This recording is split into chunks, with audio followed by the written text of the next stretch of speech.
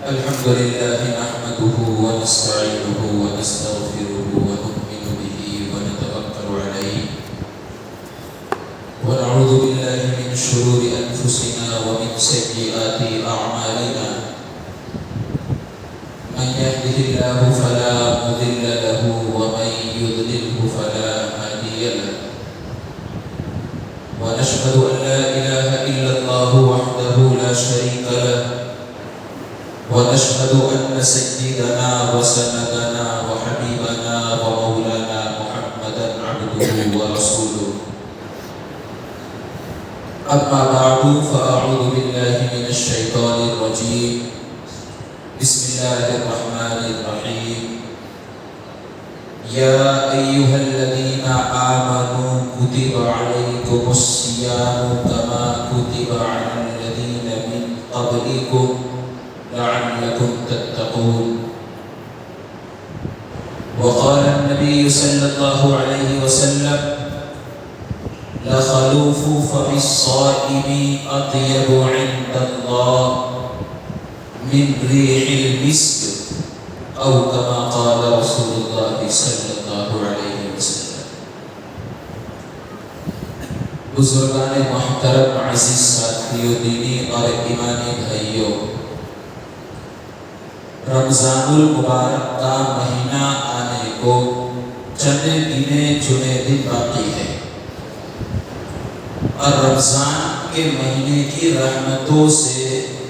رمضان کی برکتوں سے کون ناواقف ہے کہ رمضان کا مہینہ ایسا مہینہ ہے کہ اللہ رب العزت اپنی رحمت اپنے بندوں پر مبذول فرماتے ہیں۔ رمضان کا مہینہ عبادت کا مہینہ ہے۔ رمضان کے مہینے میں اللہ رب العزت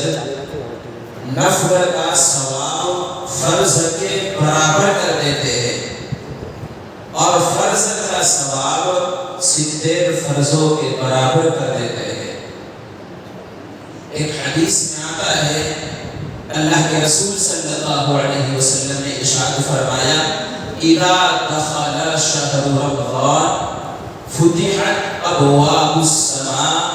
وغلقت ابواب جہنم وسلسلت الشیاطین۔ کہ جب رمضان کا مہینہ آتا ہے، آسمان کے دروازے کھول دیے جاتے ہیں، جنت کے دروازے کھول دیے جاتے ہیں، اور جہنم کے دروازوں کو بند کر دیا جاتا ہے، اور سرکش شیاطین کو قید کر دیا جاتا ہے۔ حضرت ابو ہریرہ رضی اللہ تعالی عنہ کی حدیث ہے کہ نبی اکرم صلی اللہ علیہ وسلم نے ارشاد فرمایا کہ میری امت کو رمضان کے مہینے میں ایسی 5 چیزیں عطا کی گئی، ایسی 5 چیزیں دی گئی جو چیزیں اگلی امتوں کو نہیں ملی۔ اور 5 چیزوں میں پہلی چیز اللہ کے رسول صلی اللہ علیہ وسلم کا ارشاد ہے کہ رمضان کے مہینے میں روزہ رکھنے والا جب روزہ رکھتا ہے، اس کے منہ کی بو اللہ تبارک و تعالیٰ کو مشک سے زیادہ پسندیدہ ہے۔ مشک عطروں میں سب سے اعلیٰ اور عمدہ عطر، لیکن اللہ کے نزدیک اس کی ویلیو نہیں ہے،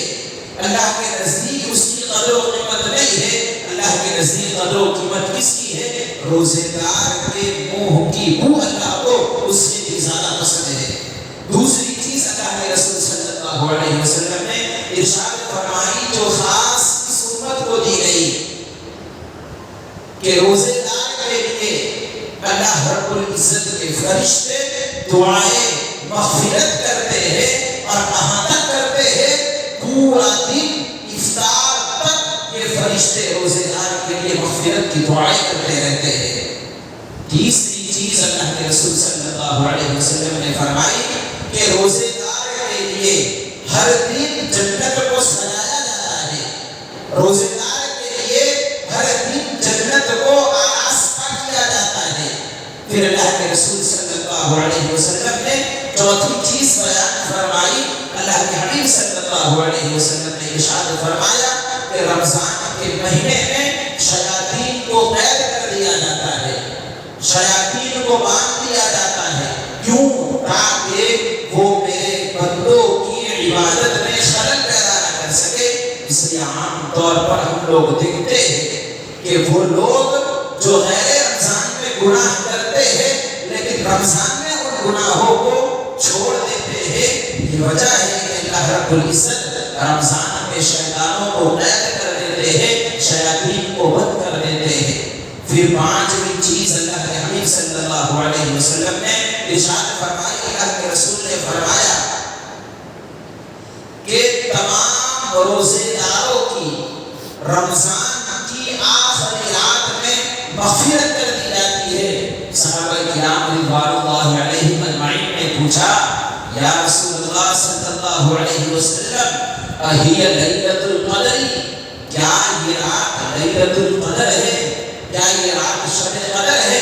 اللہ کے رسول صلی اللہ علیہ وسلم نے فرمایا، نہیں، دستور یہ ہے کہ جب کام کرنے والا کام مکمل کر لیتا ہے، جب ایک مزدور اپنا کام مکمل کر لیتا ہے تو اس کو اس کی مزدوری دے دی جاتی ہے۔ تو رمضان میں پورا مہینہ جو شخص روزے رکھتا ہے، رمضان جب ختم ہوتا ہے اسے مزدوری دی جاتی ہے، اور مزدوری میں کیا دیا جاتا ہے؟ اللہ رب العزت اسے مغفرت کا پروانہ دیتے ہیں، اللہ رب العزت اسے مغفرت کا سرٹیفکیٹ عطا فرماتے ہیں۔ اور رمضان کا مہینہ اتنا بابرکت مہینہ ہے میرے پیارو کہ اللہ کے رسول صلی اللہ علیہ وسلم نے ارشاد فرمایا کہ رمضان کے مہینے میں روزانہ افطار کے وقت اللہ تبارک و تعالی 10 لاکھ جہنمیوں کو جہنم سے خلاصی عطا فرماتے ہیں، چھٹکارا عطا فرماتے ہیں اور جنت کے اندر داخلہ عطا فرماتے ہیں۔ روزانہ 10 لاکھ، اور جب رمضان کا آخری دن ہوتا ہے، آخری روزہ ہوتا ہے، اس وقت پورے مہینے میں 10 لاکھ کے حساب سے جتنے لوگ آخری دن بنتے ہیں، اتنے لوگوں کو اللہ تبارک و تعالیٰ جہنم سے خلاصی برآمد فرماتے ہیں، جہنم سے چھٹکارا عطا فرماتے ہیں اور جنت کے اندر داخلہ عطا فرماتے ہیں۔ لیکن کچھ لوگ ایسے ہیں کہ ایسے بابرکت مہینے میں، جس مہینے میں اللہ تبارک و تعالیٰ روزانہ 10 لاکھ کو معاف فرماتے ہیں، کچھ انسانوں کی مغفرت نہیں ہوتی، کچھ انسانوں کو اللہ تبارک و تعالیٰ معاف نہیں فرماتے۔ ایک صحابی ہے کعب بن عجرہ رضی اللہ تعالیٰ عنہ، وہ نقل فرماتے ہیں کہ اللہ کے حبیب صلی اللہ علیہ وسلم نے ایک مرتبہ ہم لوگوں کو یہ کہا کہ قریب آ جاؤ، ہمیں ممبر سے قریب کیا۔ حضور صلی اللہ علیہ وسلم ممبر پر چڑھنے لگے، جب آپ نے ممبر کی پہلی سیڑھی پر قدم رکھا تو کہا آمین، جب دوسری سیڑھی پر قدم رکھا تو کہا آمین، جب تیسری سیڑھی پر قدم رکھا تو فرمایا آمین۔ حضور صلی اللہ علیہ وسلم نے خطبہ دیا،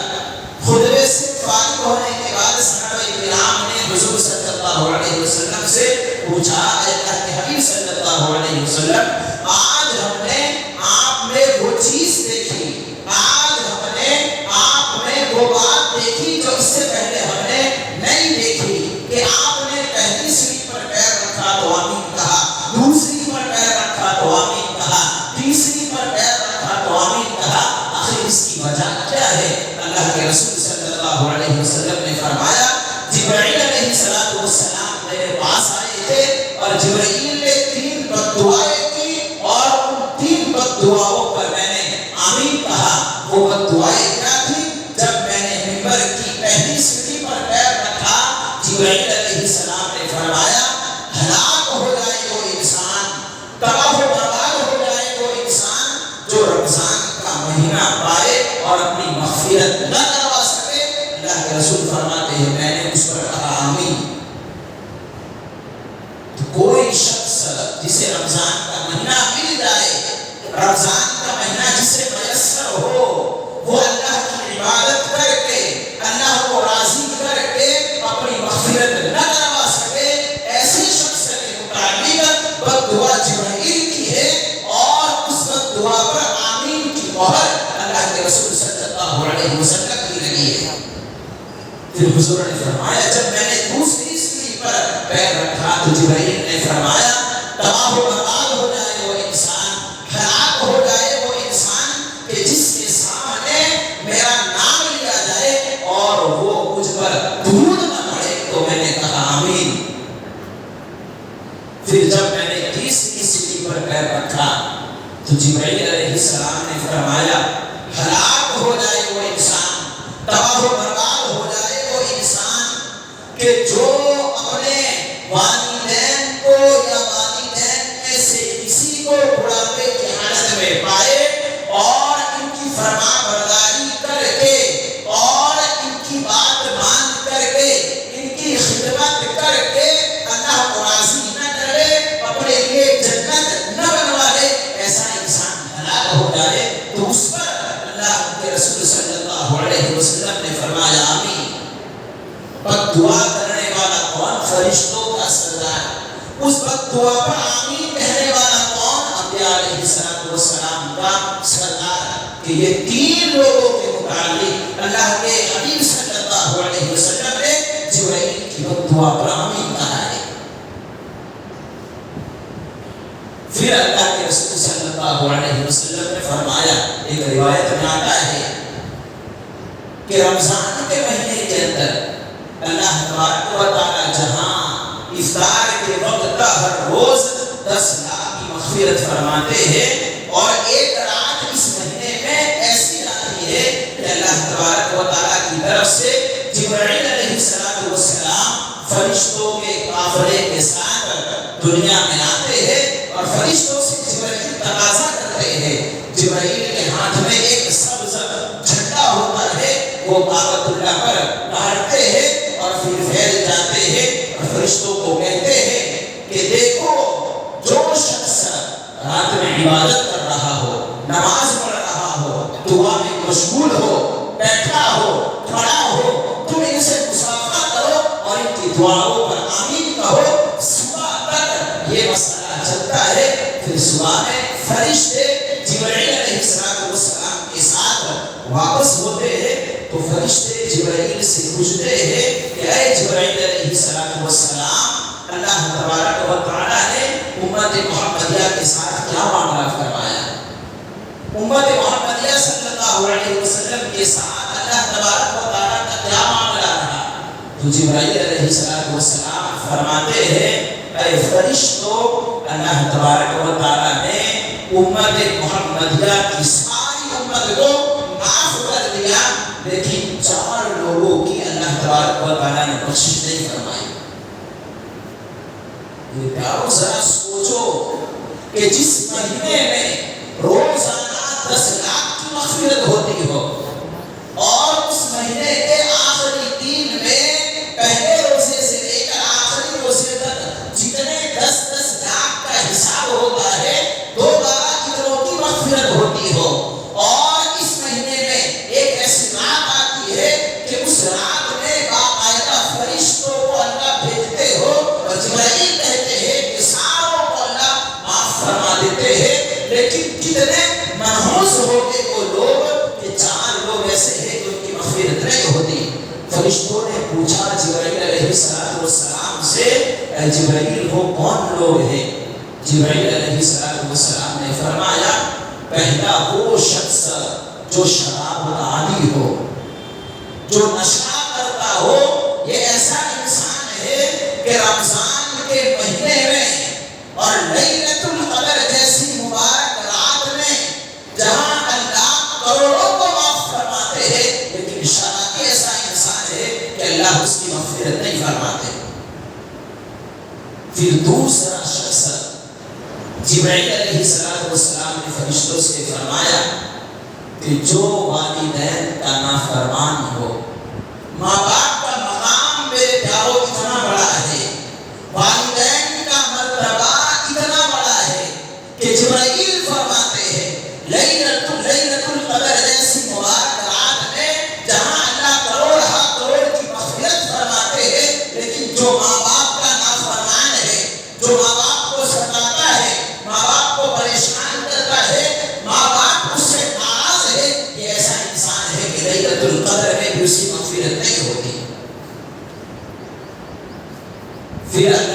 جبرائیل علیہ السلام نے فرمایا تیسرا شخص وہ جو قطع تعلق کرنے والا ہو، رشتے ناتوں کو توڑنے والا ہو۔ رشتے داری یہ اتنی بڑی چیز ہے کہ رشتے ناتے کا توڑنے والا لیلۃ القدر میں بھی مغفرت نہیں پا سکتا، وہ بخشش نہیں پا سکتا، اللہ رب العزت اسے معاف نہیں فرماتے۔ پھر چوتھا شخص جبرائیل علیہ السلام نے بیان فرمایا، میرے پیارو بڑے غور سے سننے کی بات ہے، آج بہت سے لوگ اس گناہ کے اندر مبتلا ہے، اس برائی کے اندر مبتلا ہے، اس خرابی کے اندر مبتلا ہے، جسے ہم معمولی سمجھتے ہیں، لیکن یہ اتنی بڑی خرابی ہے کہ رمضان کے مہینے میں لیلۃ القدر جیسی رات میں بھی ایسی برائی والا انسان مغفرت کا حقدار نہیں ہو سکتا، اللہ اسے معاف نہیں فرماتے۔ وہ خرابی کیا ہے؟ دل میں کینہ رکھنا۔ آج اسے کوئی زیادہ بڑا گناہ نہیں سمجھتا، لیکن یہ اللہ کے نزدیک اتنا بڑا گناہ ہے۔ اگر کوئی شخص کسی کے متعلق دل میں کینہ رکھتا ہے،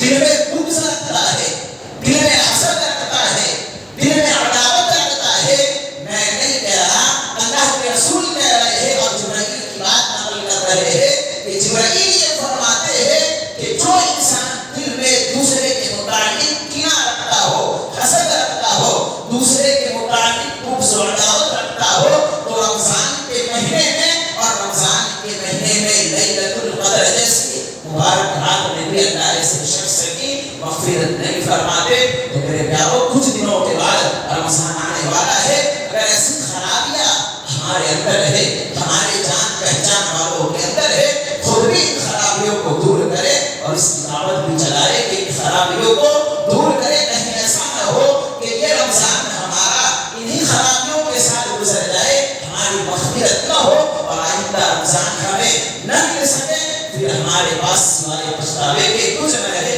اللہ رب العزت عمل کی توفیق عطا فرمائے۔ وآخر دعوانا ان الحمد للہ رب العالمین۔